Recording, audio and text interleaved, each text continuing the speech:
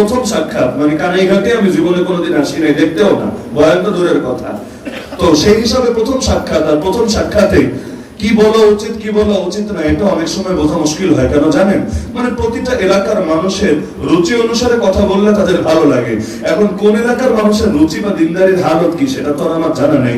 এখন এটা জানি কানাইঘাটের মানুষ আলহামদুলিল্লাহ দিনদারি তো অনেক অগ্রসর। বাকি যেই কথাগুলো আমি বললাম এটা তো আর কবরের ওয়াজও না, জান্নাত জাহান্নামের ওয়াজও না, আবার আসমানের উপরের ওয়াজও না। এই কথাগুলো কে কিভাবে নিচ্ছে আর নিচ্ছে না তাও আমি জানি না। বাকি আমরা কোন এলাকায় গেলে আলহামদুলিল্লাহ দ্বিতীয়বার যাওয়ার খায়েশ নিয়ে যাই না, মানে যে তোমার ভালো লাগুক আর কষ্ট লাগুক, যেটা আমার নবীর ওয়ারিস হিসেবে পৌঁছানো দরকার আমি পৌঁছে দিয়ে যাব।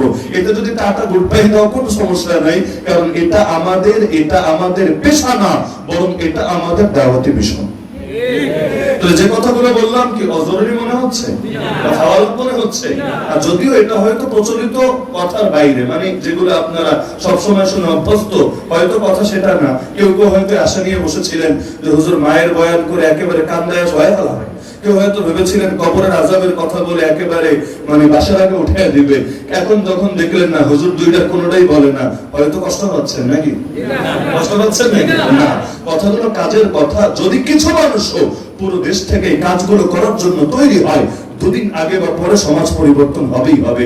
আল্লাহর নবী যখন মক্কায় দাওয়াত শুরু করলেন, মক্কা তখন জাহিলি সমাজ, কিন্তু নবীর দাওয়াতের বরকতে একদিন সেই মক্কা হলো, সেই মদিনা হলো এমন ইসলামী সমাজ যার আলোয় কিয়ামত পর্যন্ত মানুষ আলোকিত হতে থাকবে। অন্ধকার দেখেই ভয় করার কিছু নাই, মেঘ দেখে তুই করিস নে ভয়, আড়ালে তার সূর্য হাসে। আজকে বাংলাদেশে অনেক পাপ ছড়িয়ে গেছে, তাতে কি? শাহজালালের বাংলায় নয়া গৌর গোবিন্দদের পদধ্বনি শোনা যাচ্ছে, তাতে কি? একদিন না একদিন এই বাংলা আবারও ঘুরে দাঁড়াবে।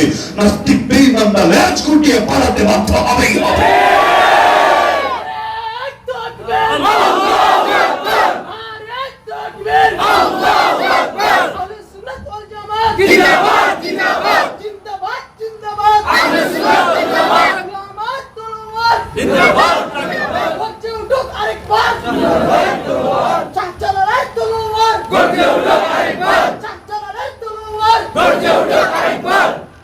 সুতরাং আমি কয়েকটা তালিকা দিয়ে আলোচনার ইতি টানছি। 1 নম্বরে আমাদের এই দেশ থেকে কুফর শিরিক দূর করতে হবে।